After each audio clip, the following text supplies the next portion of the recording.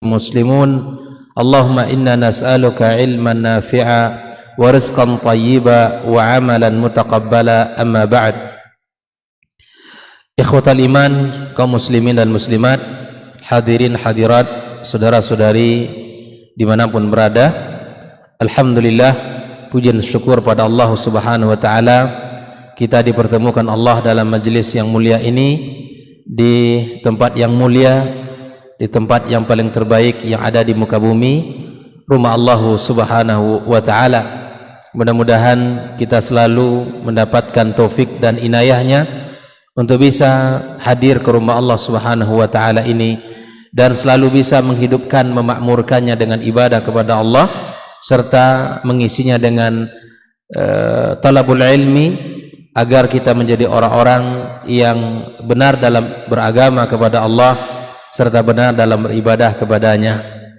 Kemudian kita ucapkan salawat dan salam untuk manusia terbaik, Rasulullah sallallahu alaihi wasallam, manusia yang sempurna dari sisi penciptaannya, manusia yang sempurna dari sisi nasabnya, dan manusia yang sempurna dari sisi keluarganya. Orang-orang yang hidup di rumah tangga Rasulullah sallallahu alaihi wasallam adalah orang yang bahagia dan yang mendapatkan ridha serta bimbingan dari Allah subhanahu wa ta'ala. Malam ini kita akan membicarakan satu tema yang sangat penting. Apa judulnya? Apa judulnya, Bang? Baiti jannati, rumahku surgaku, insyaallah.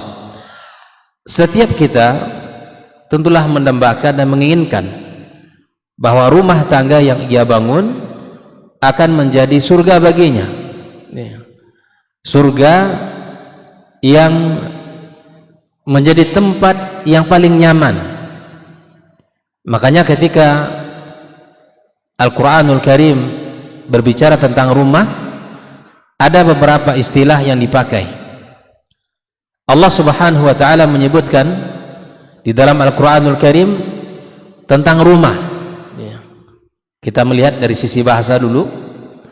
Di antara istilah yang dipakai oleh Al-Quranul Karim menyebutkan tentang rumah adalah bait, adalah bait. Sebagaimana Allah subhanahu wa ta'ala mengatakan di dalam sebuah firman-Nya, wa auha rabbuka ilan nahli, ketika Allah subhanahu wa ta'ala berfirman atau mengilhamkan kepada lebah, anittakhidhi minal jibali buyuta wa minas syajari wa mimma ya'rishun. Allah subhanahu wa ta'ala mengilhamkan kepada lebah agar lebah membuat rumah di tiga tempat ini.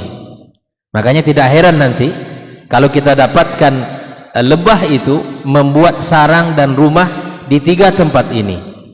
Yang pertama, minal jibal, lebah membuat sarang atau rumah bahasa kitanya di gunung-gunung, di bukit-bukit, di perbukitan. Yang kedua, wa minas syajari, lebah juga membuat rumah di pohon-pohon kayu. Di mana pohon yang rindang biasanya kayu apa? Kayu sialang, kayu sialang.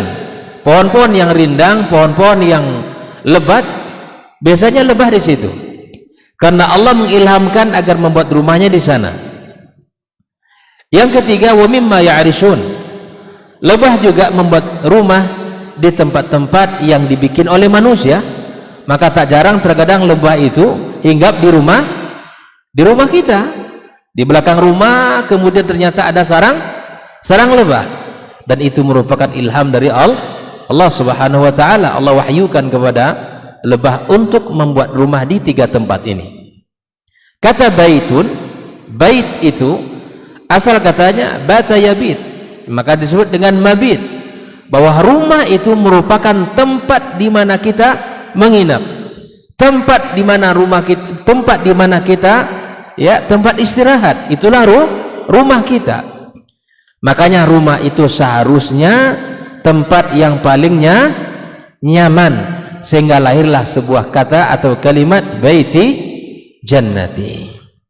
Tapi subhanallah, rumah ternyata tidak hanya diukur dari luasnya rumah, gitu kan? Kenyamanan rumah tidak hanya diukur dari luasnya rumah, walaupun Nabi sallallahu alaihi wasallam menyebutkan min sa'adatil mar'i al-baitul wasi'. Di antara kebahagiaan manusia itu adalah rumahnya yang luas, yang lapang. Tapi itu adalah salah satu faktor, kalau rumahnya lapang itu orang-orang merasakan bahagia. Tapi ternyata ikhwah fillah rahimakumullah, tidak selalu kalau rumah lapang itu yang menjadi tanda kebahagiaan orang. Tidak selalu AC yang penuh di setiap ruangan menjadi ukuran kebahagiaan. Tidak selalu ruangan-ruangan yang banyak di dalam rumah itu menjadi ya tempat kebahagiaan bagi seseorang. Betapa banyak kita lihat hari ini ya orang yang dari sisi rumahnya luas, ya ruangannya sangat banyak, ya dipenuhi dengan AC, sofanya mahal, empuk, kasur-kasurnya juga demikian. Tapi ketika suami pergi dari rumah, maka malas untuk pulang ke rumah. Ya, begitupun kalau istri sudah keluar rumah, malas untuk pulang ke rumah. Karena kalau pulang pun akan menjadi tempat yang paling panas, tempat yang penuh dengan ya ketidaknyamanan. Paling-paling kalau pulang cepat ya kelahi juga balik ke rumah itu, ya kan? Paling-paling kelahi juga. Untuk apa pulang cepat? Sehingga ada sebagian orang yang bekerja, kalau sudah selesai pekerjaan di kantor, Pak, masih betah di kantornya, atau mencari kawan untuk ngopi dulu sampai kalau pulangnya sudah agak larut malam. Ditanya oleh sahabatnya, kenapa demikian? Karena kalau pulang cepat nanti paling-paling pulang ini berantem. Pulang telat, istri sudah tidur, saya pun nyaman untuk istirahat. Nah, inikah rumah yang baiti jannati? Tidak selalu ukuran luas, tidak selalu fasilitas itu menjadi ukuran kebahagiaan manusia. Kita lihat nanti apa yang membuat rumah kita ini kita katakan baiti jannati. Allah Subhanahu wa taala telah menyebutkan di dalam Al-Qur'anul Karim bahwa ternyata ada di antara rumah yang Allah sebutkan itu adalah rumah yang paling rapuh yang ada di muka bumi ini. Itu rumah apa? Laba-laba. Tahu ya? Allah Subhanahu wa taala menggambarkan wa inna auhanal buyuti labaitul ankabut. Ternyata rumah laba-laba itu rumah yang paling rapuh. Rapuh seperti apa? Dari dua sisi. Yang pertama rapuh dari strukturnya rapuh. Karena kita lihat rumah laba-laba, yang pertama rumah itu tidak melindungi penghuninya dari sengatan panas matahari, dari panasnya, dari dinginnya, hujan dan seterusnya. Bahkan tidak melindungi penghuninya yang tinggal di situ dari ancaman-ancaman dari luar. Makanya lemah dari sisi struktur. Rumah tidak berfungsi untuk menjaga, untuk melindungi, untuk memelihara dia dari ancaman-ancaman luar. Yang kedua, lemah dari mana? Dari sisi penghuninya. Dari sisi penghuninya. Tahukah kita ikhwah fillah, dalam sebuah penelitian menyebutkan apabila laba-laba betina telah dikawini oleh laba laki-laki, maka apa yang terjadi? Laba betina itu membunuh laba jantannya. Apabila laba betina ini dikawini oleh laba-laba jantannya, maka laba-laba betina ini akan membunuh laba-laba jantan. Bayangkan itu ya. Kalau sudah dinikahi, dicampuri pasangan, kemudian diusir kita dari rumah, itu gimana ini? Nah, ini bukanlah rumah yang baik, tapi ternyata rumah yang paling rapuh. Anak-anak bagaimana? Anak-anak juga demikian. Anak laba-laba itu ditempatkan di tempat yang paling kecil, yang paling sempit. Kemudian anak-anak yang banyak kemudian mereka akan berlomba-lomba sehingga ada yang mati dari anak-anaknya itu. Anak-anak yang hidup bukan selamat, bahkan itu akan menyerang induknya, bahkan induk pun memakan makanya Allah Subhanahu wa taala menyebutkan wa inna awhanal buyut la baitul ankabut. Ternyata rumah laba-laba itu rumah yang paling rapuh, dan subhanallah dari sisi struktur rumah dia juga sangat mudah dan tidak menjaga penghuninya, dan dari sisi fungsi orang-orang yang ada individu-individu di dalamnya pun ya saling terkam-menerkam, saling benci-membenci, saling hasad, dan tidak saling berdamai di antara keduanya. Ikhwah fillah rahimakumullah, inilah istilah pertama yang dipakai oleh Al-Quranul Karim. Ketika Allah menyebutkan tentang rumah, digunakan bahasa baitun, yang menyebutkan itu adalah rumah yang merupakan tempat untuk istirahat, tempat untuk bermalam, tempat kita menginap, tempat kita mengembalikan kekuatan kita setelah kita bekerja satu hari penuh di luar sana. Ini dari sisi bahasa. Yang kedua, ikhwah fillah rahimakumullah, Al-Quran juga menyebutkan bahasa kedua untuk rumah itu adalah kata sakan, ya. Seperti mana Allah Subhanahu wa taala menyebutkan, menceritakan tentang kisah Nabi Sulaiman alaihissalam, wa qalat namlatun, ketika seekor semut berkata, ayyuhan namal, wahai para semut-semut, udkhulu masakinakum, masuklah kalian ke dalam sarang-sarang kalian, la yahtimannakum Sulaiman wa junuduhu, kalau kalian tidak masuk nanti kalian akan dihancurkan, diinjak-injak oleh Sulaiman dan bala tentaranya dan pasukannya. Ikhwah fillah rahimakumullah, kata masakin itu dari asal kata sakan. Bahkan subhanallah di dalam sebuah pernikahan pun kita mendapatkan wa ja'ala bainakum mawaddata wa rahmah, ya. Dan sebelumnya Allah juga menyebutkan litaskunu ilaiha, agar kita ketika menikah itu mendapatkan ketenangan bersama pasangan kita. Dan Allah jadikan hubungan kita antara kita dengan pasangan kita mawaddah wa rahmah, gitu kan. Dan Allah Subhanahu wa taala ingin menjadikan bahwa rumah bukan hanya sekedar tempat kita untuk istirahat, bukan hanya tempat kita untuk tidur, bukan hanya tempat kita untuk berlindung dari sengatan panas atau dari hujan, tetapi rumah juga merupakan sumber ketenangan, ya. Rumah adalah sumber ketenangan bagi kita. Makanya bagaimana ikhwah fillah, kalau kita sudah pulang bekerja, segera kembali. Kalau memang rumah kita baiti jannati, kalau rumah kita benar-benar menjadi surga bagi kita, maka tentulah masing-masing kita akan rindu dan akan segera untuk kembali ke rumah kita itu. Maka itulah ikhwah fillah, rumah bukannya sekadar tempat kita istirahat, tapi dia adalah untuk menabur ketenangan hati, untuk memupuk ketenangan jiwa kita, ya, memupuk kebahagiaan diri, di mana dengan kita berumah tangga seharusnya kita semakin tenang, pembawaan kita semakin baik, lisan kita semakin terjaga, pandangan kita semakin terjaga, ya, dan cara dan pola hidup kita juga semakin terjaga. Itulah rumah yang seharusnya kita bina ini. Maka bagaimana kita seharusnya setelah kita mengetahui bahwa ternyata rumah itu dipakai oleh Al-Quran dengan dua bahasa, kata baitun, yang kedua kata sakan atau masakin, yang merupakan tempat yang paling baik untuk mendapatkan ketenangan hati, kenyamanan jiwa, kebahagiaan diri adalah rumah kita. Walaupun terkadang rumah kita tidak seperti rumah orang lapangnya,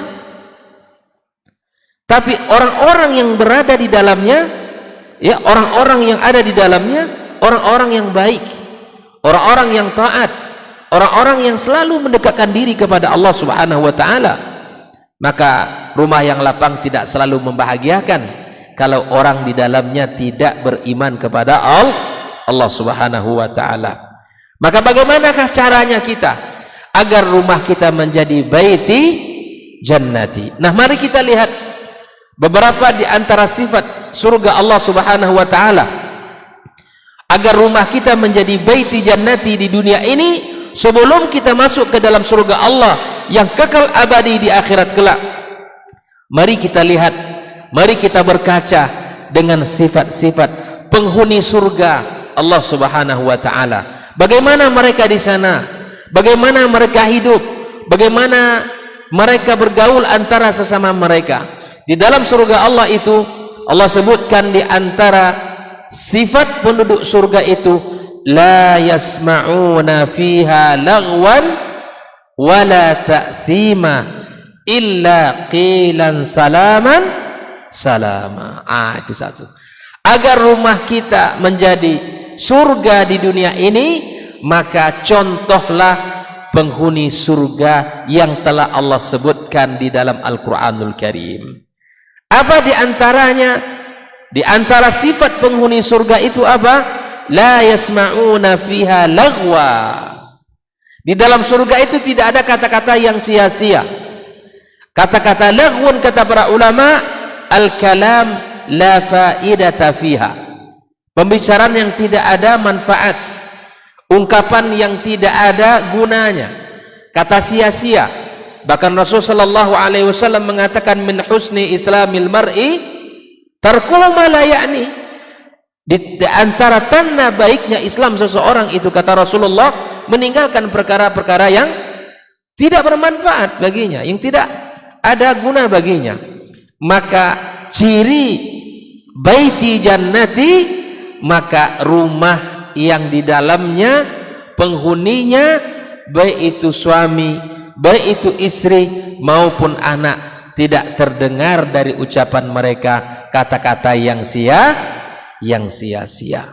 Suami selalu berkata yang baik-baik kepada istrinya, ya, selalu ungkapan yang menyenangkan hati istrinya, selalu yang membuat hati istrinya nyaman dan bahagia di sampingnya. Begitu sebaliknya, seorang istri juga demikian, harus mampu membuat bahagia suami dengan kata-kata. Ingatlah seperti apa yang dicontohkan oleh ibunda kita Khadijah radhiyallahu taala anha ketika Rasul sallallahu alaihi wasallam pulang dari menerima wahyu pertama. Kalimat yang membuat Nabi tenang itu, di antara kalimat beliau apa? Wallahi la yukhzikallahu abadan. Wahai suamiku, kata Khadijah, Allah tidak akan menyia-nyiakan kamu, Allah tidak akan meninggalkan kamu dan menghinakan kamu. Lalu kemudian Khadijah radhiyallahu taala anha menyebutkan kebaikan-kebaikan Rasulullah sallallahu alaihi wasallam. Diingatkan, wahai Rasul, engkau adalah laki-laki yang suka menolong orang, engkau adalah laki-laki yang suka membantu orang, engkau laki-laki yang suka silaturahim, engkau laki-laki yang selalu membawa beban orang yang sulit. Disebutkan kebaikan-kebaikan itu. Makanya para ummahat, ya, ingat kebaikan suami, ingat kebaikan suami, ya, apa yang diberikan, maka terimalah itu sebagai pemberian yang paling afdal, yang paling mulia, yang paling baik. Dan ucapkanlah kepada suami, jazakallah khairan, semoga Allah berikan kesehatan sama abang, semoga Allah berikan keberkahan hidup sama abang, semoga Allah bukakan pintu rezeki bagi abang. Ini kalimat yang harus ada dalam rumah tangga. Ini kalimat yang harus ada dalam rumah tangga kita. Jadi kalau kita ini di rumah tidak saling menghargai, lalu siapa lagi yang bisa menghidupkan kalimat-kalimat seperti itu? Ya, pulang suami dari kerja, masya Allah, kelihatan suami lelah, ambilkan air minum, ya, atau tawarkan sesuatu yang ia inginkan, ya, tawarkan sesuatu. Karena itulah akan membuat kebahagiaan itu hadir di dalam kehidupan rumah tangga kita. Maka ciri penghuni surga apa tadi? La yasma'una fiha lagwa. Tidak terdengar di dalam surga kalimat yang sia-sia. Di rumah pun demikian. Yang disampaikan oleh suami kalimat yang bermanfaat. Yang dikeluarkan oleh suami dari lisannya adalah pujian dan sanjungan. Begitupun sebaliknya, seorang istri juga memuji dan menyanjung suami. Ini rumah, ya, nama-nama kebun binatang yang di Kasangkulim ada sodo di rumahnya. Sebut semua sana, ya kan? Yang ini disebut, yang itu disebut. Gimana? Agar bisa bagaimana mungkin rumah itu akan menjadi baiti jannati? Maka tahan dululah, biarkan nama-nama itu di kebun di sana saja, tidak usah bawa ke rumah kita, ya kan? Kalau ada khilaf suami kita bagaimana? Ya kan manusia khilaf, Allah saja memaafkan, masa kita sebagai manusia tidak bisa memaafkan? Ya kan? Kesalahan kita masing-masing ada kadarnya, maka ukurlah kesalahan kita atau kesalahan pasangan kita sesuai dengan kadarnya. Makanya kita tidak boleh membenci orang kalau dia salah berlebih-lebihan, karena bisa jadi satu saat ya kebencian itu berubah menjadi cinta. Dan sebaliknya juga demikian, mencintai pasangan kita karena Allah Subhanahu wa taala. Karena ketika kita mencintai karena dunia, mencintai karena yang bisa menarik perhatian kita, itu akan bisa jadi satu saat berubah, dan itu akan bisa merubah kecintaan itu menjadi kebencian di hati kita. Ikhwah fillah rahimakumullah, ini yang harus kita sadari bersama. Ingatlah bagaimana penduduk surga itu. Allah sebutkan la yasma'una fiha lagwa, mereka tidak ada kata-kata yang sia-sia di sana. Maka pindahkan ya bagaimana akhlak dan bagaimana kehidupan penduduk surga ke rumah tangga kita di dunia ini, agar kita merasakan baiti jannati. Jelas ya? Yang kedua kata Allah Subhanahu wa taala, la yasma'una fiha lagwan wala ta'thima. Kata-kata yang mengundang dosa pun tidak ada. Kalimat-kalimat yang mengundang yang akan menyebabkan kita berdosa tidak ada. Ya. Makanya seorang istri kata Rasul sallallahu alaihi wasallam, ya, di antara sebab mereka nanti banyaknya mereka masuk ke dalam neraka Allah tabaraka wa taala disebabkan karena ya mereka ini tidak pandai menghargai suaminya, karena mereka ini tidak pandai bersyukur berterima kasih kepada suaminya. Sampai para sahabat bertanya, ayakfurna billah, apakah wanita-wanita yang masuk neraka itu ya Rasulullah disebabkan mereka ini kufur kepada Allah? Qala la, Nabi mengatakan tidak. Yakfurnal ashir, mereka ini selalu ya ingkar dan selalu tidak pandai bersyukur kepada suami mereka di dunia. Sampai Nabi menyebutkan, andaikan bertahun-tahun, beribu kali kebaikan yang kita lakukan, tapi nampak sama dia satu kesalahan, maka yang 1000 kebaikan itu bisa hilang dalam pandangan seorang wanita. Maka ikhwafillah rahimakumullah, ini Bu hadis Nabi SAW ya, ini kita fahami bersama. Mari kita belajar ilmu tentang kehidupan rumah tangga, agar apa? Agar rumah tangga ini betul-betul menjadi tempat yang paling nyaman dan sumber ketenangan bagi manusia. Sehingganya Nabi SAW mengatakan, ketika orang sudah menikah itu sama dia telah menyempurnakan separuh agamanya. Bagaimana mungkin akan sempurna separuh agama kalau rumahnya menjadi neraka, menjadi tempat yang paling tidak nyaman, bahkan hanya beberapa bulan menikah langsung pecah, bahtera itu tenggelam dan bahtera itu bubar. Orang-orang yang di dalamnya tidak merasakan kebaikan, tidak merasakan kenyamanan sedikit pun. Ikhwafillah rahimakumullah. Jadi kalimat-kalimat atau kata-kata yang mengandung dosa tidak ada di dalam surga. Maka pindahkan kehidupan rumah tangga kita dengan pasangan kita, keluarkan kalimat-kalimat thayyibah, perdengarkan ayat-ayat Allah Subhanahu wa taala, lantunkan ayat suci Al-Qur'anul Karim. Suami bertasbih, bertahmid, bertakbir di rumah, istri pun demikian. Ikuti, dengarkan kalimat-kalimat zikir di rumah kita hidup. Sebagaimana Nabi SAW mengatakan, mathalul ladzi yadhkuru rabba wal ladzi la yadhkur kamathalil hayyi wal mayyit. Ini perumpamaan Nabi SAW.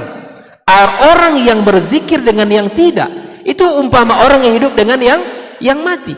Maka hidupkan zikir di rumah kita, lantunkan kalimat-kalimat Allah Azza wa Jalla, ta'zimkan, tinggikan, agungkan kalimat-kalimat Allah Azza wa Jalla dalam kehidupan rumah tangga kita. Maka jauhkan dari rumah tangga kita kalimat-kalimat syaitan. Tahu? Nah, jauhkan dari rumah kita kalimat-kalimat yang mengundang hawa nafsu, yang akan membangkitkan syahwat. Karena rumah yang dijadikan baiti jannati tidak ada kalimat-kalimat yang mengandung dosa, ya kan? Maka tinggalkan musik dari rumah tangga kita, jauhkan, ganti dengan lantunan ayat suci Al-Quran, hidupkan. Kita mengaji, istri mengaji, anak-anak mengaji, ya kan? Kemudian di sela-sela itu hidupkan ayat-ayat Al-Quranul Karim, ya, hidupkan, mungkin di handphonenya, mungkin di televisi dan seterusnya. Hidupkan kajian-kajian yang mengundang kebaikan, yang mengundang rahmat Allah, yang mengundang banyak, ya, keberkahan dalam kehidupan rumah tangga kita. Jauhkan kalimat-kalimat syaitan, jauhkan kalimat-kalimat yang membawa atau yang membangkitkan hawa nafsu dan syahwat kita di rumah tangga kita. Ini bagaimana mungkin negeri ini akan baik, ikhwafillah rahimakumullah, kalau rumah tangga kita ini masih jauh dari rumah tangga yang mereka ini orang-orang yang taat kepada Allah Subhanahu wa taala. Nah, yang ketiga, ya, apa yang terdengar? Illa qilan salama. Yang ada hanya kalimat damai, yang ada hanya kalimat salam alaikum, seperti yang dibacakan oleh imam kita tadi, ya, dalam surat bicara tentang ahlus surga, ya, penduduk surga tadi, ya, disebutkan salamun alaikum tibtum fadkhuluha khalidin. Yang ada dari malaikat-malaikat Allah, salamun alaikum. Apa itu artinya? Keselamatan bagi kalian, kebahagiaan bagi kalian. Nah, subhanallah, malaikat mengatakan kalimat itu kepada penghuni surga, dan sesama penghuni surga juga mengatakan, yang ada hanya kalimat damai, yang ada hanya kalimat-kalimat thayyibah, yang ada hanya kalimat-kalimat yang saling menyejukkan hati dan menenteramkan jiwa. Makanya ikhwafillah rahimakumullah, mulailah di dalam rumah tangga kita, ya, kalau ingin memanggil pasangan, panggil dengan panggilan yang baik, jangan panggil dengan gelarnya, gitu kan? Atau jangan panggil dengan salah satu sifatnya, ya, kebetulan pasangannya pendek kan, ya, di kita orang Ocu ini suka terkadang, gitu kan, manggil orang tuh dengan sifat, gitu kan, nggak boleh. Ya, panggil dengan, Nabi SAW memanggil Aisyah dengan panggilan Humaira, gitu kan, yang wajah kemerah-merahan. Makanya subhanallah, kehidupan Rasulullah SAW sangat luar biasa.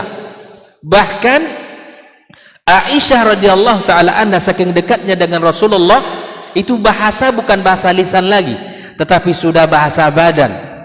Aisyah itu kalau Nabi sallallahu alaihi wasallam, ya, datang ke rumahnya dan itu adalah malam gilirannya, aromanya berbeda. Wah, ada nak cendawa jeneko. Aisyah kalau malamnya itu adalah malamnya dia, Rasulullah akan datang ke rumahnya, aromanya Aisyah berbeda dengan malam-malam yang lain. Satu ketika Rasul mengatakan, tiba-tiba Nabi datang ke rumah Aisyah, dan aroma Aisyah seperti aroma di mana Rasul akan menginap di rumahnya. Wahai Aisyah, kata Rasulullah, ini bukan malammu. Masya Allah, itu ya, ini bukan malammu. Rasul ini sudah bahasa tingkat tinggi ini, bukan lagi bahasa lisan, tapi sudah bahasa tubuh.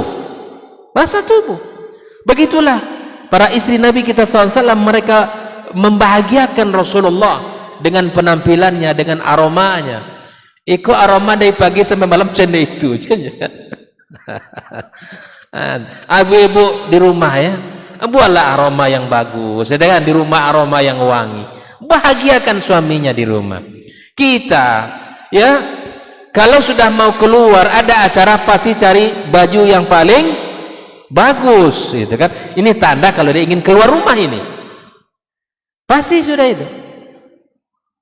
Yang seharusnya bagi ummahat adalah memperbaiki diri di rumah, berpenampilan yang baik di rumahnya, karena haknya seorang suami mendapatkan penampilan dari seorang istri dengan penampilan yang paling baik dan sempurna, bahkan dengan aroma yang paling sempurna. Ikhwafillah rahimakumullah, yang ada di rumah adalah ucapan damai, kalimat-kalimat yang baik, kalimat-kalimat yang menyejukkan, kalimat-kalimat yang membuat bahagianya pasangan kita dan anak kita.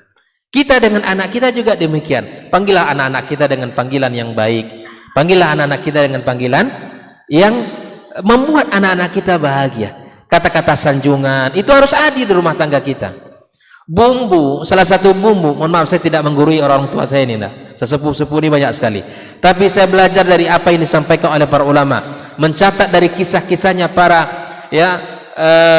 sahabat-sahabat yang mulia, dan dari Nabi kita sallallahu alaihi wasallam, rumah tangga Rasulullah SAW rumah tangga yang luar biasa, kebahagiaan dan keharmonisan antaranya. Rasulullah bukan hanya sekadar dengan pasangannya, ya. Pernahkah kita, misalnya para ummahat, pernahkah kita menyadari makanan kesukaan pasangan kita? Pernahkah kita menyiapkan diri untuk mengkhususkan, membuat itu untuk pasangan kita? Aisyah radhiyallahu taala anha tahu betul makanan kesukaan Rasulullah SAW. Di antaranya adalah his, yaitu adonan yang terbuat dari kurma. Ketika itu Aisyah diberikan hadiah oleh seseorang his, Aisyah tidak memakan langsung. Aisyah simpan itu his sampai nanti Rasulullah datang ke rumahnya, dan itu merupakan giliran malamnya Aisyah radhiyallahu taala anha. Ketika itu Rasulullah SAW diberikan, dihidangkan oleh Aisyah radhiyallahu taala his, karena his adalah makanan kesukaan Rasulullah sallallahu alaihi wasallam. Lakukan itu di rumah tangga kita, ikhwafillah. Lakukan itu para ummahat, para akhwat, lakukan itu. Karena itulah akan membuat kebahagiaan, membuat kenyamanan, dan membuat pasangan kita akan semakin hangat berada di samping kita. Lalu kemudian dimakan oleh Rasulullah SAW, padahal Nabi ketika itu berniat untuk puasa di hari itu, dan Nabi menghargai pemberian Isa. Ini kita juga para suami ini harus tahu juga. Terkadang ini juga kita kurang pandai menghargai masakan istri kita. Dibuat kue, dibuat roti, bang, itu kan harapannya abangnya tapi dipandang sebelah mata aja. Kue jule kan ibu Ede. Nggak pernah kita menghargai, gitu kan. Gulai, masakan ini, masakan itu ingin dimasak sama pasangan kita, tapi ucapkanlah kalimat yang membuat dia bahagia dalam kehidupannya. Rasulullah menghargai pemberian Aisyah, Rasul batalkan puasanya. Makanya masakan itu bukan perkara ringan bagi seorang wanita, dan kita harus pandai mengukur dan pandai memuji pasangan kita, berikan pujian kepadanya. Apalagi di dalam Islam dibolehkan kita untuk mengatakan sesuatu yang berbeda dengan sesungguhnya, ya kan? Ini abang pulang kerja nanti sore, dibuatlah masakan yang paling kesukaannya, dan ditunggu nih reaksi suaminya. Apa kira-kira dari reaksi suaminya? Ternyata suami ingin membayangkan masakan istrinya luar biasa, tapi ternyata di luar ekspektasi dia, kan? Maka kalaupun kurang dirasa, kan, kurang yang kita ingin, tidak sesuai dengan apa yang kita bayangkan, maka tetaplah memuji dia. Katakan, luar biasa masakan bunda ini, gitu kan? Luar biasa. Semakin tahun semakin hebat masak, gitu kan? Semakin tahun semakin pandai masak. Bukan sebaliknya. Lah 20 tahun menikah ndak juga pandai membaiknya, kan? Ndak jelas mak deko sejak dulu lehan. Lah bajannya ndak je pandai dia. Jangan, itu akan membuat luka hati pasangan kita. Ikhwafillah rahimakumullah. Jadi kita mencoba bersama-sama untuk mengatakan kalimat salam, kata-kata selamat, kata-kata damai, kata-kata kebahagiaan yang membuat suasana rumah tangga kita hangat. Baik, di dalam ayat yang lain Allah juga menyebutkan di antara ciri penduduk surga itu, la yasma'una fiha lagwan wala kidzaba. Nah ini surah An-Naba juga disebutkan, ya. Yang tadi sama, la yasma'una fiha lagwan wala ta'thima, ya kan? Kemudian yang ayat lain, la yasma'una fiha lagwan wala kidzaba. Nah, baiti jannati itu tidak ada di dalamnya dusta. Kok kodok menduton bini. Itu kan, bagaimana mungkin baiti jannati itu hadir, gitu kan? Sering mendustakan ya istri, sering mendustai pasangannya. Jangan ya, itu bukan baiti jannati. Karena di dalam surga itu kan, la yasma'una fiha lagwan wala kidzaban, tidak ada penghuni surga itu yang berdusta, tidak ada yang berkata-kata sia-sia. Ika sehari itu 10 lebih 10 doto. Gimana baiti jannati? Gitu kan? Jangan kita mendustakan pasangan kita ya. Jangan kita ya berkata-kata dusta di rumah tangga kita. Ya, istri juga demikian. Katakan yang sesungguhnya. Ya, dan kita juga demikian berusaha untuk mengatakan dengan sesungguhnya. Karena ketika kita berdusta, ikhwah fillah rahimakumullah, anak-anak kita mendengar dan melihat kita, ini bahaya. Kita tidak menginginkan anak-anak kita berdusta, tapi ayahnya suka berdusta. Yang beko kalau ada kawan ayah, sabun ayah ndak ada moh. Ayahnya lolok siangko. Datang kawannya. Ada ayahnya. Kata ayah ndak ada. Ayah lolok kini ya, subhanallah. Secara tidak langsung kita mengajarkan anak kita berdusta. Ini adalah hal-hal yang secara tidak langsung kita ajarkan, tapi kemudian itu akan tertanamkan kepada anak-anak kita. Akhlak kita di rumah kita, ya, kalimat-kalimat yang keluar itu kalimat-kalimat yang penuh dengan kejujuran, ya, kalimat-kalimat yang penuh dengan ya ketulusan, yaitu adalah kalimat-kalimat agama yang terpuji dalam dalam agama yang mulia ini. Ikhwafillah rahimakumullah. Karena dusta itu akan membawa ke dusta yang berikutnya, itu kan? Kalimat dusta akan mengundang dusta. Orang kalau sudah berdusta, pasti dia akan berdusta untuk menutupi kedustaannya. Itu sudah pasti. Maka ikhwah fillah rahimakumullah, jauhkan kalimat itu dalam rumah tangga kita agar rumah kita menjadi baiti jannati. Rumahku adalah surgaku.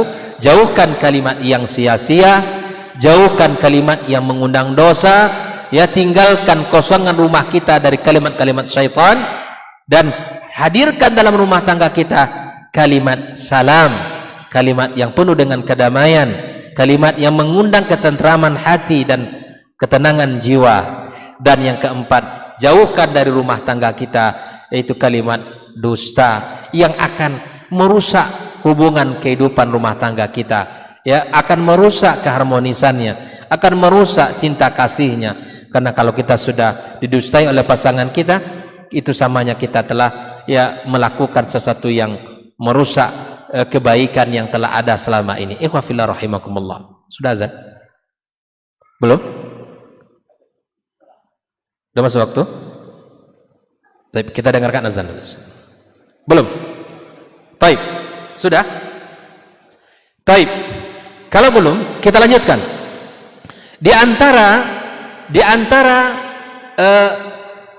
sifat ahlu al-jannah itu adalah orang-orang yang hidup dengan damai, tidak ada rasa benci dan dengki di sana. Orang-orang yang ada dalam surga semuanya damai, tidak ada orang yang iri, ya. Penduduk surga yang paling di bawah tidak iri kepada penduduk surga yang paling tinggi, nggak ada iri-irian. Di sana hidupnya damai, hidupnya tentram, saling menghargai, lapang dadanya. Makanya Allah katakan wa naza'na ma fi sudurihim min ghil.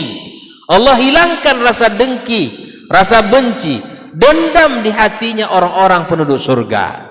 Makanya kalau ingin rumah tangga kita menjadi rumah tangga yang baiti jannati, maka hiduplah dengan penuh cinta kasih, hiduplah penuh dengan menjauhkan kedengkian, kebencian, ya. Ini hari-harinya benci aja nih bangun, gitu kan? Pasangan suami tidak suka melihat muka istri, istri apalagi nggak suka melihat wajah. Kalau begini, manalah mungkin akan hadir baiti jannati itu, kan? Iko ayah anak-anak ke payin ada di rumah, doakan seperti itu. Iya kan? Nggak pengen abangnya lama-lama di rumah. Kalau bisa abangnya lama-lama di luar. Mana mungkin baiti jannati seperti itu. Maka ikhwah fillah rahimakumullah, hilangkan rasa kebencian, hilangkan rasa dengki, hilangkan rasa ketidaksukaan kepada pasangan kita. Ahlul jannah, mereka damai di sana. Tidak ada saling hasad, tidak ada saling benci di dalam surga. Oleh itu ikhwah fillah rahimakumullah, kita dengarkan azan dulu ya, insyaallah.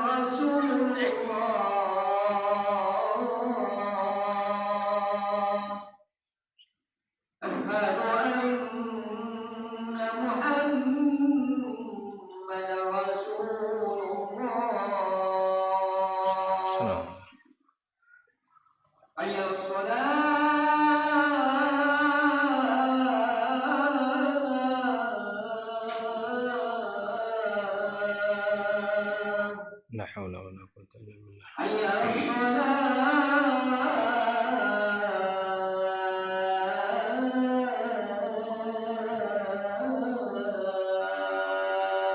La haula.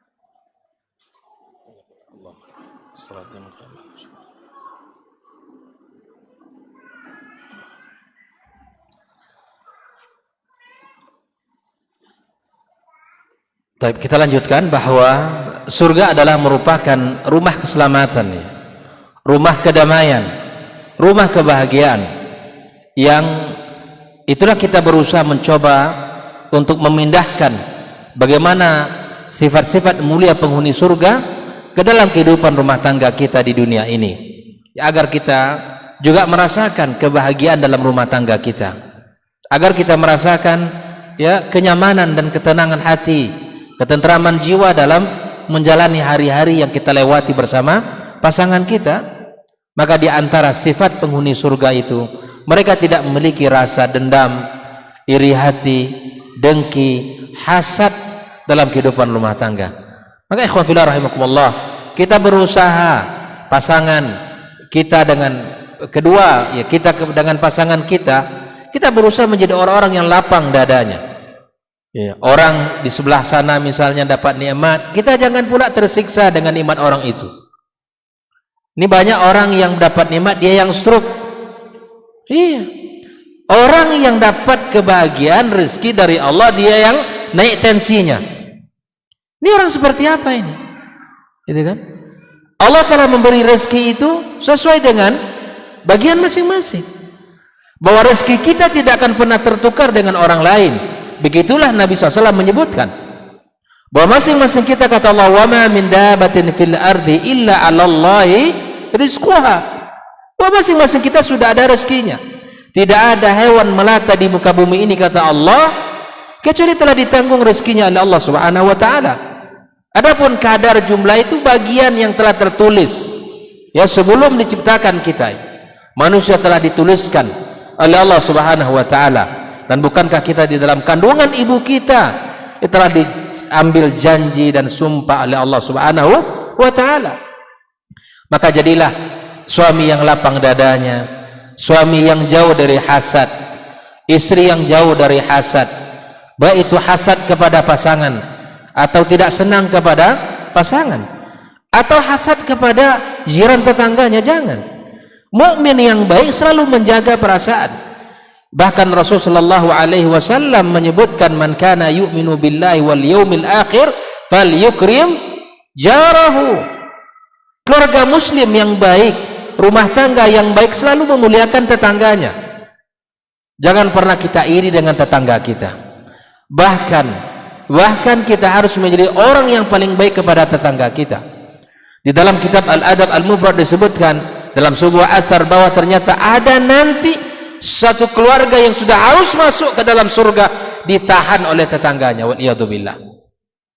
Kenapa demikian? Karena tetangganya ketika di dunia tidak mendapatkan haknya dari tetangganya ini. Tidak pernah dia merasakan kebaikan tetangganya. Yang ada adalah keburukan. Bahkan subhanallah bagaimana Islam menghargai tetangga.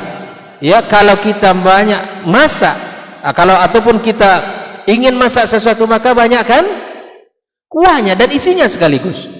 Ya. Kuahnya aja kasih tetangga. Masak artinya berikan tetangga kita.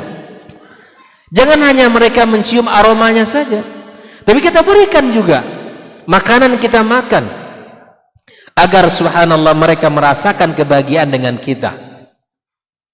Misalnya dalam kehidupan rumah tangga sering terjadi perselisihan suami istri. Kalau suaminya mengasihi ibu kandungnya, istrinya protes, istrinya tidak terima, istrinya tidak senang hati, marah. Yang diingat hanya maknya saja, yang diingat bapaknya saja. Ini bagaimana mungkin rumah tangga itu akan menjadi baiti jannati? Para umat harus tahu ya, bahwa ketika seorang laki-laki menikah tidak berubah tingkat baktinya itu. Ketika kita sebelum menikah, yang pertama adalah kepada Allah, kepada Rasulullah SAW, dan kepada orang tua kita, ibu bapak kita sebagai laki-laki. Ketika kita sudah menikah tidak berubah posisi itu. Tapi berbeda dengan seorang perempuan, seorang wanita apabila telah menikah, maka dia ketaatannya kepada Allah, kepada Rasulullah SAW, lalu kepada suaminya.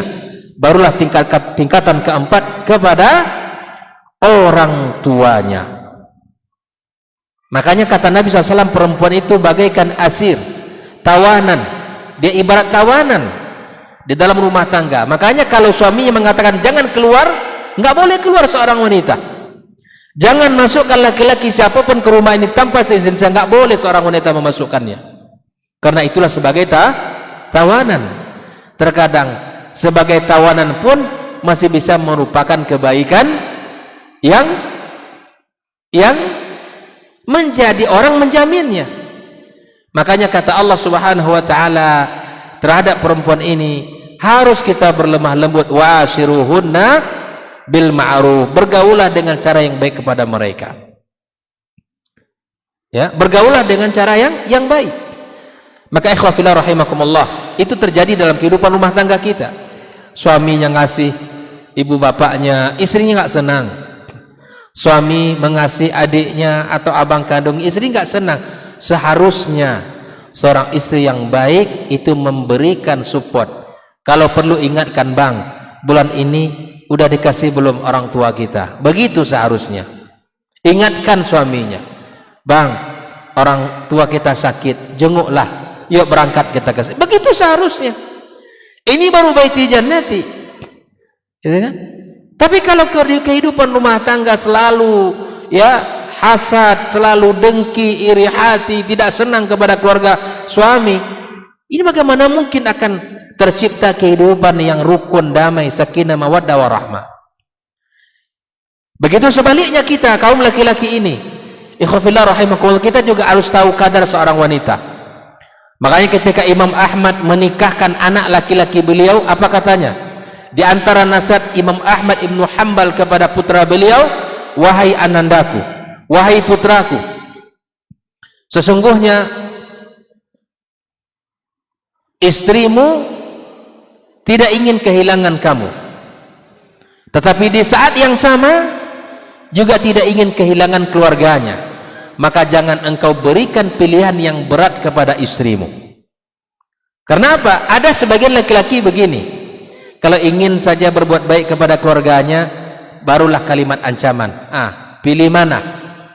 Pilih abang atau pilih keluarganya, orang tuanya. Ini sering terjadi, Pak, dalam kehidupan rumah tangga. Imam Ahmad ingatkan itu kepada anaknya, jangan pernah engkau berikan pilihan berat kepada pasanganmu.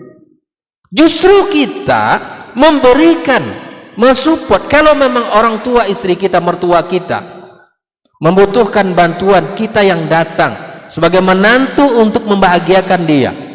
Kita adalah orang yang amanah, yang telah diberikan amanah itu kepada kita.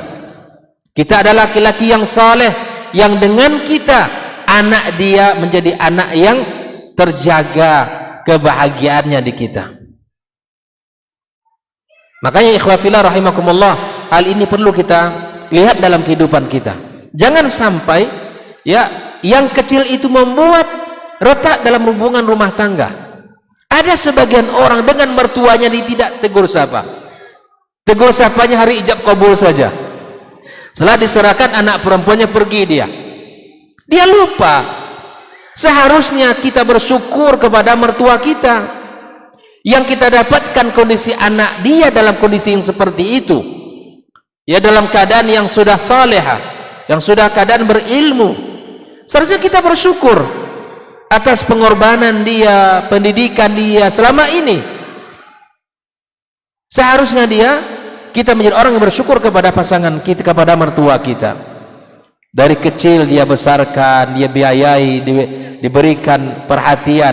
Tiba-tiba dewasa, sudah saatnya dia menikah, berpindah ke tangan kita, lalu kita pisahkan dia dengan orang tua. Ini bukanlah perbuatan yang baik dalam rumah tangga. Kalau rumah tangga yang baiti jannati, yang kita inginkan itu selalu damai, selalu menjaga hubungan silaturahim, selalu memperhatikan hak mertua dan hak orang tua kita. Maka jangan sampai kita, sekali lagi ikhwafillah rahimakumullah, jangan sampai kita membuat pilihan yang berat kepada pasangan kita. Jangan pernah kita katakan pilih saya atau pilih orang tuamu. Jangan, karena itu pilihan berat. Karena dia tidak ingin kehilangan diri suaminya, di saat yang sama juga tidak ingin kehilangan orang tuanya. Bertahun-tahun kenangan baik bersama orang tuanya, sejak kecil dididik sama orang tuanya, tiba-tiba engkau pisahkan dia dengan orang yang telah berkesan dalam hidupnya. Ini mustahil bagi rumah tangga itu.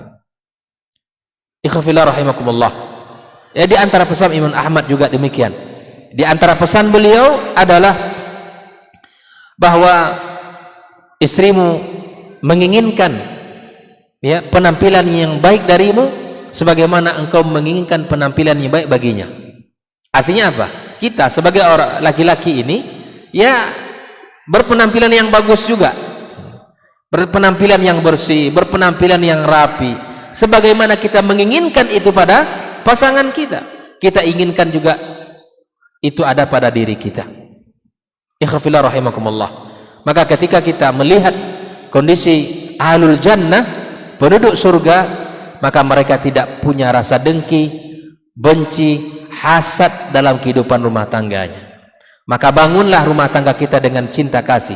Jauhkan rasa hasad, rasa dengki, rasa benci dalam rumah tangga kita.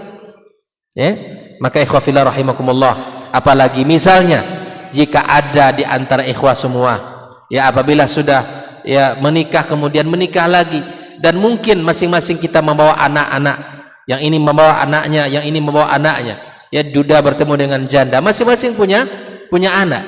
Nah, ini lebih berat lagi ujiannya. Maka tanamkan pada diri seorang anak untuk menghargai ayah tirinya. Dan kita pun sebagai seorang ayah agar bisa menanamkan agar anaknya cinta kepada ibu tirinya. Dan seorang ibu juga demikian, berikan ta'zim kepada ayahnya, tanamkan cinta itu kepada diri anak kita agar anak kita menghormati ayahnya. Segala sesuatu maka tanyakan sama ayah nak, segala sesuatu minta sama ayah nak, dan jadikan posisi seperti itu sebagai usaha untuk memuliakan suaminya, tidak merendahkan suami di depan anak kita, tidak merendahkan pasangan kita di depan anak kita, baik kita kepada pasangan kita ataupun sebaliknya. Saling menghormati, saling menghargai, saling memposisikan dia adalah orang yang paling yang paling berhak untuk mendapatkan penghormatan dari kita sebagai pasangan. Ikhwafillah rahimakumullah.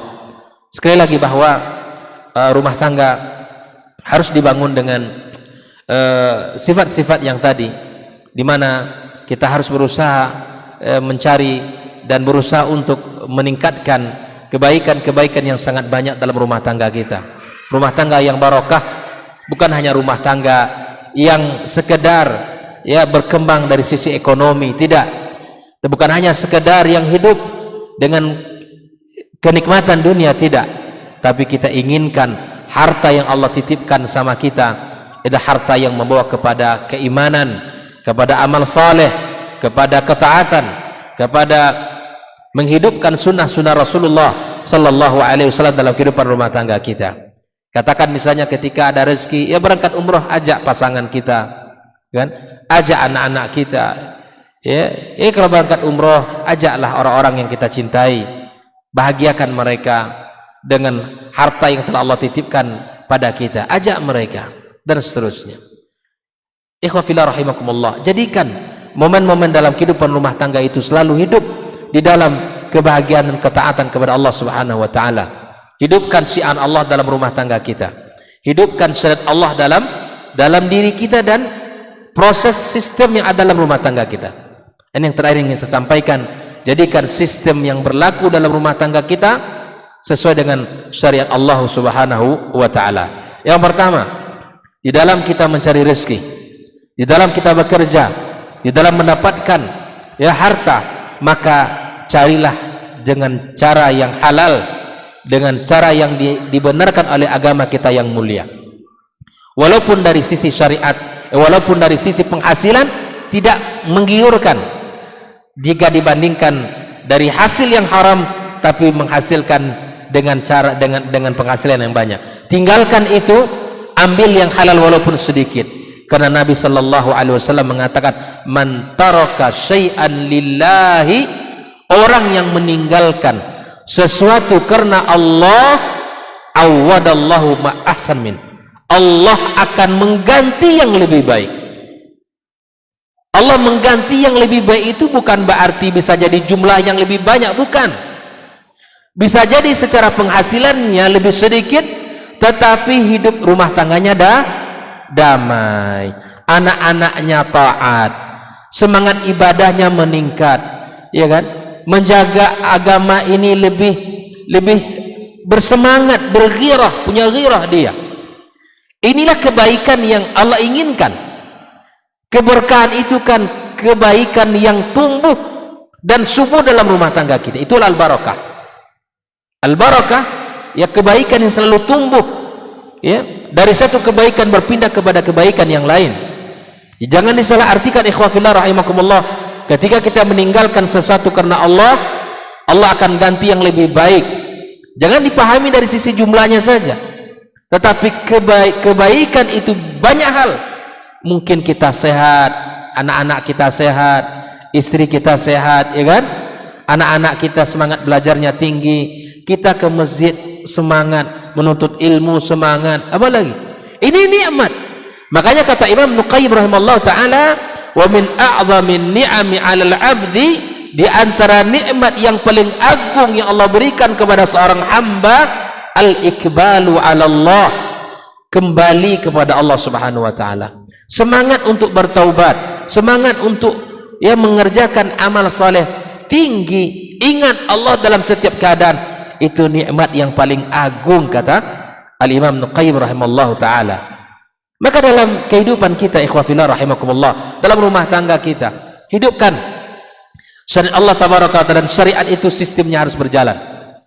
Ya, anak-anak kita, ya, kalau sudah perempuan, pakaikan pakaian syar'i, tutup aurat kalau keluar rumah. Istri juga demikian, keluar rumah pakai jilbab, pakai hijab yang syar'i, sehingga menutup auratnya. Begitupun anak laki-laki kita ajarkan, silakan dia olahraga, tapi tetap menutup auratnya. Ketika bermain, silakan bermain, tapi jangan sampai syariat ini dilanggar dalam kehidupan kita. Dari sisi apa lagi? Misalnya tata cara kita dalam mengelola rumah tangga kita, bahwa rumah ini laki-laki kalau sudah azan ke masjid, tidak ada lagi yang berleha-leha, bermain-main, tidak ada. Kalau sudah azan ar-rijal, ke masjid. Rasulullah SAW ketika diceritakan oleh Aisyah radhiyallahu taala anha, Rasul kalau di rumah membantu pasangannya, Rasul kalau di rumah membantu istrinya. Bahkan sebagian pekerjaan itu dilakukan oleh Nabi kita sallallahu alaihi wasallam. Tapi kata Aisyah, apabila azan dikumandangkan, Nabi langsung ke masjid. Begitu rumah tangga kita. Maka sambungkan, ya, rumah kita dengan rumah Allah Subhanahu wa taala. Sambungkan, hubungkan, karena sesungguhnya di saat kita ke rumah Allah dan pulang kita ke rumah kita, kita membawa keberkahan, kebaikan yang sangat banyak, kita pindahkan ke rumah kita. Bagaimana mungkin rumah tangga muslim itu disebut dengan baiti jannati, sementara rumahnya tidak tersambung dengan rumah Allah Subhanahu wa taala? Bagaimana mungkin cahaya rumah tangga itu akan terang, sementara cahaya rumahnya tidak terhubung dengan cahaya rumah Allah? Bukankah rumah Allah itu sumbernya cahaya di muka bumi ini? Dalam surah An-Nur Allah Subhanahu wa taala sebutkan, dari namanya saja tuh sudah bercahaya. Fi buyutin adzinallahu an turfa'a wa yuzkara fiha ismuhu. Fi buyut, maksudnya itu rumah Allah, diizinkan oleh Allah Subhanahu wa taala agar ditinggikan nama-namanya, sifat-sifat Allah Subhanahu wa taala. Maka itulah ikhwafillah rahimakumullah, kalau ingin rumah tangga kita menjadi rumah tangga yang surgawi, maka jadikan rumah tangga kita terhubung dengan rumah Allah untuk, ya, rumah Allah Subhanahu wa taala untuk mendapatkan kebahagiaannya. Ya, omong kosong kalau rumahnya tidak tersambung dengan rumah Allah. Rumah kami bahagia, rumah kami, ya, sangat indah dan seterusnya. Omong kosong. Itu mungkin dari sisi duniawi saja, tapi kenyamanan hati belum tentu. Ya, kenyamanan hati belum tentu. Pertikaian terjadi antara pasangan suami istri. Ya, percekcokan terjadi. Masalah kecil menjadi masalah yang besar, akan meledak, akan menjadi hal yang sangat menakutkan dalam rumah tangga itu. Makanya ikhwafillah rahimakumullah, para ummahat, ingatkan suaminya ketika azan sudah, kalau tidur bangunkan. Ya, kalau tidur bangunkan, sudah, bang, sholat. Makanya dalam rumah tangga itu pun diatur dalam Islam. Kalau ingin mencari rumah, cari rumah yang dekat dengan rumah Allah Subhanahu wa taala. Pelajaran dari Nabi Ibrahim alaihissalam. Nabi Ibrahim sebutkan ketika mengantarkan Hajar dan anaknya Ismail di kota Mekah, dia tinggalkan di tempat yang tidak ada sumber kehidupan, tidak ada sumber ekonomi, tidak ada sumber kesejahteraan. Fi wadin biwadin ghairi dhi zar'in, kata Ibrahim alaihissalam, aku tinggalkan anak istriku di tempat yang tidak ada tumbuh-tumbuhan, tempat yang tidak ada tanaman, tidak ada tanda-tanda perekonomian, tapi anak dan istrinya ditinggalkan dekat rumah Allah Subhanahu wa taala. Itu konsep rumah tangga kita. Makanya kalau beli tanah, untuk beli tanah, ya, jangan dekat jalan tol aja cari. Iko mantap nih, iko nanti dekat lewat jalan tol menjadi pusat ekonomi. Kalau itu hitungan kita duniawi terus, ya. Carilah tanah, kalaupun ada kaplingan, nanti siapa yang tukang kapling tanah di sini? Jadikan jadikan bagian dari kapling itu untuk rumah Allah. Ika rumah Allah di tali sudut-sudut. Kalau buat perumahan tengoklah, iya kan? Di belakang rumah jalan sempit, tidak ada parkir. Iya ndak, jangan kayo. Makanya para ikhwani yang kaya-kaya, tolonglah, kalau antum semua menjadi orang-orang developer, berpikirlah seperti ini. Jadikan sentral kehidupan orang situ masjid. Kalau kita belajar dari sirah Nabi sallallahu alaihi wasallam bahwa Masjid Nabawi itu adalah sentral kehidupan kita, sentral kehidupan umat Islam di Madinah ketika itu. Orang yang datang ke situ, Masjid Nabawi menjadi sentral, pusat kota yang dibangun oleh Rasulullah SAW. Maka ikhwah fillah yang punya usaha developer, buatlah rumah Allah di tengah-tengah perumahan itu. Jangan di sudut, jangan di belakang, jalan udah sempit, sisa tanah lagi. Gitu kan? Ya sisa tanah, Pak. Tapi mereka disuruh, dijanji awalnya apa? Saya akan bangun musalla. Sudah terjual sebuah rumah, ditinggalkan tanah kosong kepada orang di sana. Ini mau untung dunia saja. Kita terkadang ini beginilah. Yang seharusnya poros kehidupan kita itu berporos ke rumah Allah. Kita tidak. Yang menjadi acuan hidup kita adalah, hidup rumah tangga kita adalah pasar. Iya kan? Padahal pasar adalah tempat yang paling terburuk di muka bumi ini. Sementara rumah Allah tempat yang paling terbaik. Bagaimana mungkin rumah tangga ini menjadi rumah tangga yang baik, sementara kiblat hidupnya ke pasar? Kita jauhkan rumah Allah Subhanahu wa taala. Ini pengen juga anak soleh solehah, anak hafizah, tapi hidup di tengah-tengah pasar. Saya bukan mencela pasar, orang yang berdagang silakan, tapi kita harus tahu poros hidup kita ini bukan pasar. Poros kehidupan rumah tangga muslim itu adalah rumah Allah. Maka ada istilah oleh orang Arab, al-jaru qabla dar, cari sebelum menentukan tanah untuk dibangun rumah atau rumah yang akan kita sewa untuk kita tempati. Tengok siapa tetangganya. Al-jaru qabla dar, ini kaidah mencari rumah. Ada dua kaidah mencari rumah. Yang pertama, lihat ya posisi rumah kita jauh atau dekat dengan rumah Allah. Yang kedua, lihat tetangga kita siapa. Lihat tetangga kita siapa. Kalau tetangga kita orang-orang yang dekat dengan rumah Allah, orang-orangnya baik-baik, orang-orangnya amanah, soleh, nggak apa-apa, sewa rumah di situ. Tapi kalau tidak demikian, kita khawatir anak-anak kita main ke rumah kawannya, iya kan?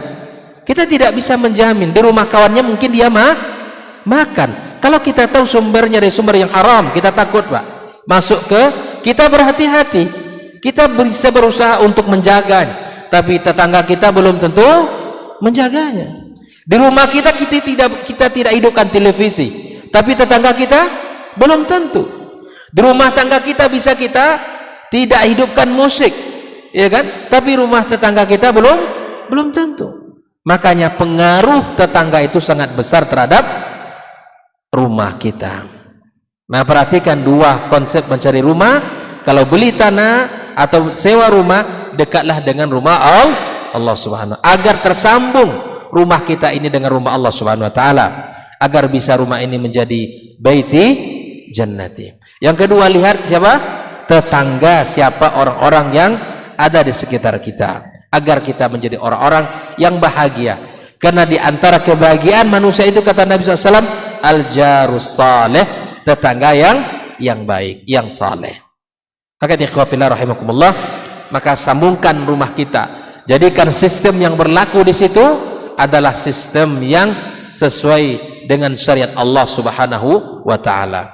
Praktekkan sunnah Nabi, hidupkan ya syariat Allah tabaraka wa taala rumah tangga kita. Berusaha itu dipraktekkan, ya, berusaha itu dihidupkan dalam kehidupan kita. Kalau kita tidak mulai, kapan lagi? Kalau kita tidak hari ini memperlihatkan diri kita dan komitmen kita dalam bersama rumah tangga kita, kapan lagi? apalagi Ramadan sudah mendekat, hitungan hari Ramadan tiba, maka mari sudah mulai dihadirkan diskusi Ramadan dalam rumah tangga kita. Diskusi apa? Diskusi tentang ketaatan, semangat ibadah. Ramadan ini kita harus berprestasi, Ramadan ini lebih baik dari Ramadan sebelumnya misalnya. Diskusikan dalam rumah tangga kita. Jangan menunggu buku puasa, jangan dia bicarakan ika malam hari pertama nanti gulai, hari kedua nah usah, itu ringan sekali itu. Yang penting ibadah kita bagus, yang penting siam kita terjaga, yang penting qiyam kita juga terjaga, Al-Quran dibaca, infak sedekah nggak pernah putus. Itu yang didiskusikan. Ini tanyakan Bu, ya balik dari kajian ini tanyakan ke suami, abang Ramadan ini mau berapa juta abang infak selama 1 bulan penuh. Tanyakan, apa target abang, berapa sehari abang berinfak. Itu boleh ditanyakan ya. Biar berpikir suami sih biar berpikir kita, iyalah Ramadan ini saya akan coba berapa hari yang kita, berapa hari ya, setiap hari itu berapa orang akan kita kasih makan berbuka puasa. Itu boleh didiskusikan Pak, karena itu yang seharusnya ada dalam rumah tangga kita. Cobalah kita pikir bersama ya, apa yang paling sering tema pembicaraan kita dalam rumah tangga ini, apa yang sering kita diskusikan dengan pasangan kita Pak, apa yang sering kita duduk bicara tentang apa? Apakah dalam perkara dunia saja, atau dalam perkara urusan makan, minum, pakaian? Ya, Aika kalau di Pekanbaru lah gitu ya. Hari ini makan apa pula yang bisa yang digoputkan lagi nih? Itu aja terus. Hari-hari makan aja, hari-hari masalah perut aja. Ya, ini bagaimana rumah tangga ini akan bisa melahirkan kebaikan kalau rumah itu hanya ungkapannya, ucapannya, diskusinya masalah makan, minum, pakaian. La haula wala quwata illa billah. Semoga Allah jaga kita ya ikhwafillah. Jadikan tema-tema rumah tangga kita tema-tema agama. Diskusi dengan pasangan kita, diskusi tentang kebaikan akhirat kita, persiapan tentang perjalanan kita menuju Allah. Anak-anak kita bagaimana sekolahnya, evaluasi bagaimana hafalan Al-Quran anak-anak kita, bagaimana seterusnya dibicarakan. Diskusikanlah itu dalam rumah tangga kita, sehingga rumah tangga terasa dia menjadi rumah tangga yang barokah, rumah tangga yang penuh dengan keimanan, yang prestasinya bukan hanya dalam duniawi, tetapi prestasinya juga dalam bidang ukhrawi. Sebagaimana Allah katakan, walal akhiratu khairul laka minal ula, bahwa kehidupan akhirat jauh lebih baik dari kehidupan dunia yang sebentar dan sangat fana ini. Wallahu ta'ala alam bissawab. Barangkali ini yang bisa disampaikan pada pertemuan malam ini. Semoga Allah karuniakan kepada kita rumah tangga yang bisa kita sebut dengan baiti jannati, dengan melakukan ya sifat-sifat penduduk surga yang telah kita bahas tadi. Wa sallallahu ala nabiyyina Muhammadin wa sallam. Wa subhanakallahumma bihamdika asyhadu an la ilaha illa anta astaghfiruka wa atubu ilaik. Wassalamu alaikum warahmatullahi wabarakatuh.